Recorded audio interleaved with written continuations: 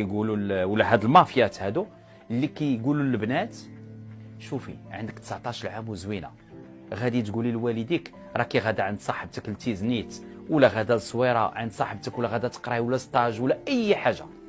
انا كنوفر لك 3 ايام مع فلان، مع شي واحد خليجي في تركيا، لان تركيا اصبحت هي لا بلاك تورنونت ديال الدعاره. غادي نخلصوا لك بيه الطياره، غادي تكوني في اوتيل فخم، غتجيبي معاك 5000 درهم في يومين ولا 3 ايام، وعاد الكادويات. هذيك البنت اش كتقول؟ كطمع، باغا تحسن الوضعيه ديالها، ما قانعاش، وكتقول لها نمشي نضرب التماره والتحرش الجنسي، وغنمشي للمعمل، ولا غنمشي لشي فيرما، ولا غنبقى جالسه في الدار. راه نزعم، وكتزعم المره الاولى، وكيصيفطوا لها البيه الطياره.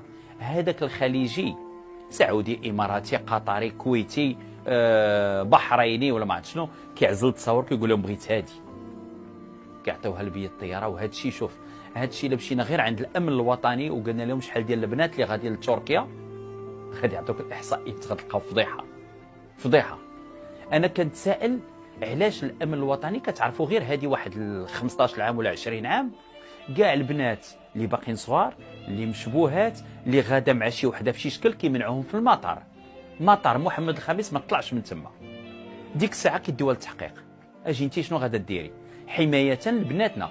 وكانوا البنات كيخافوا يخرجوا من المطار محمد الخامس، لان كانوا البوليس تما حاطين. دابا لا، طالقين اللعب، اللي بغى يقلع يقلع.